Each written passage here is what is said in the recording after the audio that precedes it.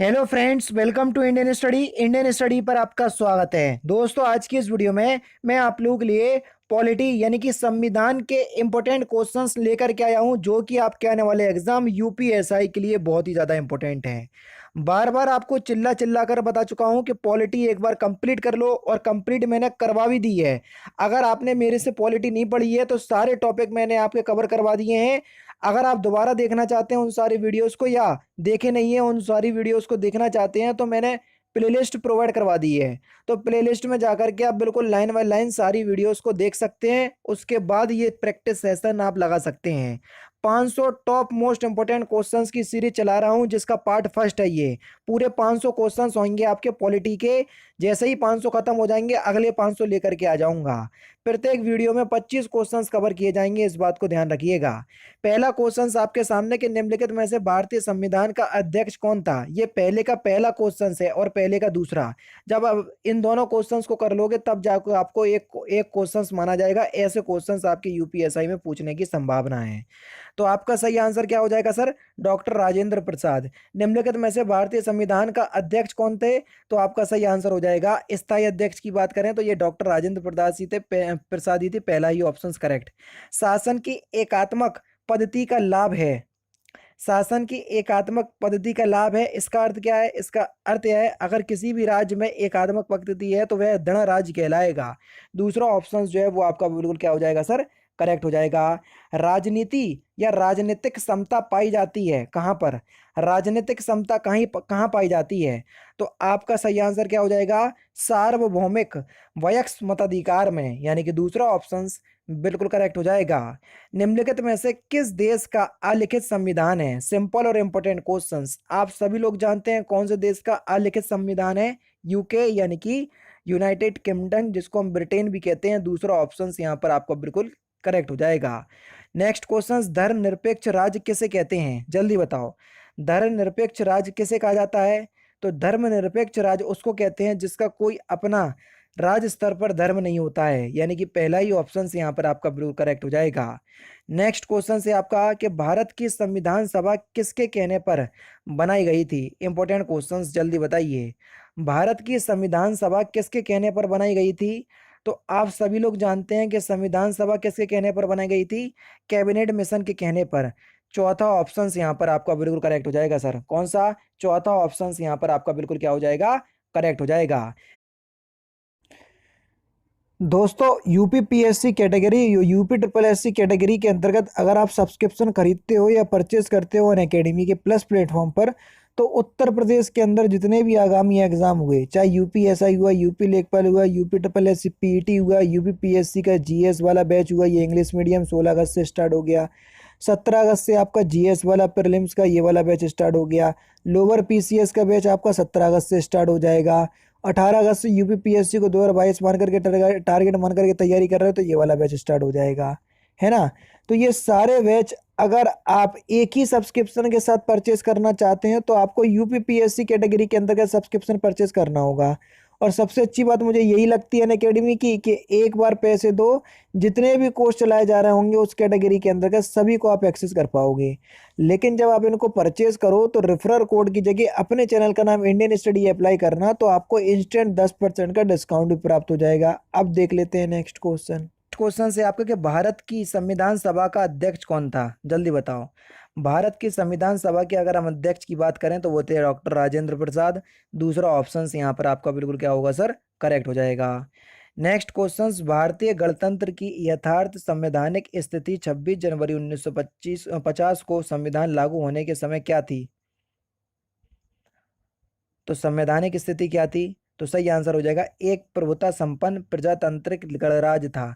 यानी कि दूसरा ऑप्शन यहाँ पर आपका बिल्कुल क्या हो जाएगा सर? करेक्ट हो जाएगा। ये धर्मनिरपेक्ष, समाजवादी, ये शब्द जो है वो 1976 में जाकर के जोड़े गए थे, अभी नहीं जोड़े गए थे। बात चल रही है 1950 की, जब संविधान लागू हुआ था, तब जो संवैधानिक स्थिति थी वो प्रभुत्ता संपन्न और प्रजातांत्रिक गणराज्य था। दूसरा ऑप्शन करेक्ट है। भारतीय ऐसे क्वेश्चंस आपके पूछे जाएंगे, बहुत इंपॉर्टेंट यूपीएसआई लेवल की आपकी पॉलिटी चल रही है। आप लोगों को यकीन नहीं होगा, इतने इंपॉर्टेंट तरीके से मैं आपको, या इतनी मेहनत करके आप लोगों के लिए इंपॉर्टेंट क्वेश्चंस लेकर के आ रहा हूं। लेकिन आप लोग समझ नहीं रहे, केवल 500 लाइक का टारगेट रखता हूँ। यार वीडियो अच्छी लगी तो बस लाइक कर दो, और क्या करना है, कुछ नहीं करना है। पीडीएफ बिल्कुल फ्री में डिस्क्रिप्शन में टेलीग्राम चैनल का लिंक दिया हुआ है, वहां पर मिल जाएगी।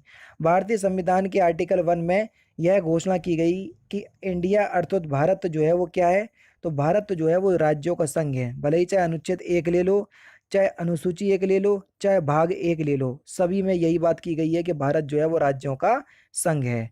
हमारे संविधान की प्रस्तावना में क्या उल्लेख नहीं है, जल्दी बताइए, किसका उल्लेख नहीं है? न्याय का, भ्रातृत्व का, प्रतिष्ठा की, समानता का, या वयस्क मताधिकार का? इसका उल्लेख नहीं है प्रस्तावना में, वयस्क मताधिकार का। चौथा ऑप्शन करेक्ट। सरकार की निम्न प्रणालियों में से किसमें द्विसदन पद्धति का एक अनिवार्य लक्षण है, जल्दी बताइए। द्विसदन प्रणाली, तो सही आंसर हो जाएगा संघीय प्रणाली। तीसरा ऑप्शन बिल्कुल करेक्ट। भारतीय संविधान कब अपनाया गया? अपनाने की बात हो रही है यहाँ पर। तो भारतीय संविधान 26 नवंबर 1949 को अपनाया गया था। तीसरा ऑप्शन करेक्ट। लागू 26 जनवरी 1950 को किया गया था। जनमत संग्रह तथा उपक्रमण कराया जाता है, जनमत संग्रह तथा उपक्रमण कराया जाता है स्विट्जरलैंड में। चौथा ऑप्शन बिल्कुल करेक्ट है। नेक्स्ट क्वेश्चन से आपका कि भारतीय संविधान इतिहास में 26 नवंबर 1949 को एक महत्वपूर्ण दिन है, क्यों? क्योंकि इस दिन क्या हुआ था? इस दिन भारतीय संविधान जो है वो अंगीकृत किया गया था। दूसरा ऑप्शन करेक्ट। भारतीय संविधान लागू कब हुआ? सिंपल क्वेश्चन है। तो भारतीय संविधान आप सभी लोग जानते हैं 26 जनवरी 1950 को लागू हुआ। पहला ऑप्शन यहाँ पर आपका बिल्कुल क्या हो जाएगा सर? करेक्ट हो जाएगा। नेक्स्ट क्वेश्चन से आपका कि समाजवादी चिंतक निम्नलिखित में से किस क्षेत्र में समानता के अधिकार को बढ़ाने की वकालत करते हैं, जल्दी बताइए। तो समाजवादी चिंतक निम्नलिखित में से किस क्षेत्र में समाज समानता के अधिकार को बढ़ाने की बगावत करते हैं या वकालत करते हैं? तो सही आंसर हो जाएगा आर्थिक क्षेत्र। दूसरा ऑप्शन करेक्ट। भारत एक धर्मनिरपेक्ष राज्य है, इसका मतलब क्या है? भारत एक धर्मनिरपेक्ष राज्य है, इसका मतलब क्या है? कि इसका मतलब है कि भारतीय राज्य किसी निश्चित धर्म का समर्थन नहीं करता। चौथा ऑप्शन यहाँ पर आपका बिल्कुल क्या हो जाएगा सर?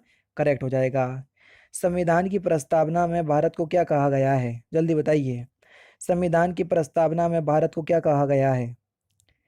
तो भारत को समाजवादी लोकतांत्रिक धर्मनिरपेक्ष गणराज्य कहा गया है, यानी कि दूसरा ऑप्शन बिल्कुल करेक्ट हो जाएगा सर। भारतीय संविधान किसके द्वारा स्वीकृत किया गया, जल्दी बताओ। भारतीय संविधान किसके द्वारा स्वीकृत किया गया? तो आपका सही आंसर क्या हो जाएगा? भारत की जनता के द्वारा। चौथा ऑप्शन बिल्कुल करेक्ट हो जाएगा। भारत की संप्रभुता किस में निहित है? भारत की संप्रभुता किस में निहित है? तो किस में निहित है? भारत की जनता में ही। चौथा ऑप्शन यहाँ पर आपका बिल्कुल करेक्ट है। शब्द धर्मनिरपेक्ष भारत के संविधान की प्रस्तावना में जोड़ा गया था। इसके विषय में निम्नलिखित में से कथनों पर विचार कीजिए और कौन से कथन जो है वो सही है, ये आपको बताना है। शब्द धर्मनिरपेक्ष जो है ये 1976 में जोड़ा गया था। बिल्कुल 1976 में ही जोड़ा गया था 42वें संविधान संशोधन के तहत। तो पहला तो आपका बिल्कुल ठीक है। उसके बाद यह 44वें संविधान संशोधन के द्वारा जोड़ा गया? नहीं भैया, ये 44वें संविधान संशोधन के द्वारा नहीं जोड़ा गया था, ये 42वें संविधान संशोधन के द्वारा जोड़ा गया था। ठीक है।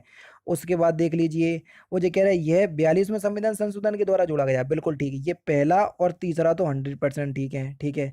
ये मूल प्रस्तावना में था? नहीं था मूल प्रस्तावना में, तभी तो जोड़ा गया। अगर मूल प्रस्तावना में होता तो क्यों जोड़ा जाता? तो पहला और तीसरा सही है। तो दूसरे ऑप्शंस में दिया सर, पहला और तीसरा बिल्कुल ठीक है। संविधान के अंतर्गत भारतीय लोकतंत्र के आदर्शों को हम कहाँ देख सकते हैं? तो कहाँ पर देख सकते हैं? तो आपका जो सही आंसर हो जाएगा वह हो जाएगा प्रस्तावना में। पहला ऑप्शन करेक्ट। मौलिक कर्तव्यों की प्रकृति कैसी है, जल्दी बताओ। मौलिक कर्तव्यों की जो प्रकृति है वो कैसी है? सकारात्मक होगी भैया। पहला ही ऑप्शन करेक्ट। और ये भी मूल संविधान में नहीं थे, जब हमारा संविधान बना था तब मौलिक कर्तव्य शामिल नहीं थे। इन्हें भी 42वें संविधान संशोधन सरदार स्वर्ण सिंह समिति की सिफारिश पर 1976 में जोड़ा गया था। ठीक है, तो ये भी याद रखना। संविधान की प्रस्तावना जिसे हम प्रेम्बिल कहते हैं में भारत को निम्नलिखित में से किस रूप में घोषित किया गया? अभी हाल ही मैंने आपको बताया, वही क्वेश्चन रिपीट करके पूछ लिया गया है। भारत एक प्रभुत्व संपन्न समाजवादी पंथ निरपेक्ष लोकतांत्रिक गणराज्य है। तो तीसरा ऑप्शन यहाँ पर आपका बिल्कुल क्या हो जाएगा सर? करेक्ट हो जाएगा। संविधान बनाते समय निम्नलिखित में से कौन सा आदर्श प्रस्तावना में शामिल नहीं किया गया था, जल्दी बताओ। स्वतंत्रता था, समता था, न्याय था, समाजवादी। ये तो 42वें संविधान संशोधन के द्वारा जोड़ा गया था, जब संविधान बना था, ये थोड़ी ना था। तो तीसरा ऑप्शन करेक्ट। भारत के संविधान में संघीय शब्द का प्रयोग कहाँ पर हुआ, जल्दी बताओ। तो भारत के संविधान में संघीय शब्द का जो प्रयोग है वो संविधान में कहीं भी नहीं हुआ भैया, ध्यान रखना। चौथा ऑप्शन यहाँ पर आपका बिल्कुल क्या है सर, करेक्ट हो जाएगा। और लास्ट क्वेश्चन से आपका कि भारतीय संविधान की प्रस्तावना में निम्नलिखित में से किस अभिव्यक्ति का प्रयोग नहीं किया गया है। तो इस क्वेश्चंस का आंसर आप मुझे कमेंट बॉक्स में बताएंगे, ठीक है। तो दोस्तों ये थे आपके 25 इंपॉर्टेंट क्वेश्चंस और एक मैंने आपसे पूछ लिया, तो टोटल 26 ही मान लो, ठीक है। तो इस क्वेश्चंस का आंसर आप मुझे कमेंट बॉक्स में बताएंगे। वीडियो अच्छी लगी हो तो वीडियो को लाइक और शेयर जरूर कर दीजिएगा। 500 लाइक का टारगेट है। पीडीएफ डिस्क्रिप्शन में टेलीग्राम चैनल का लिंक दिया हो, वहाँ से आप प्राप्त कर सकते हैं।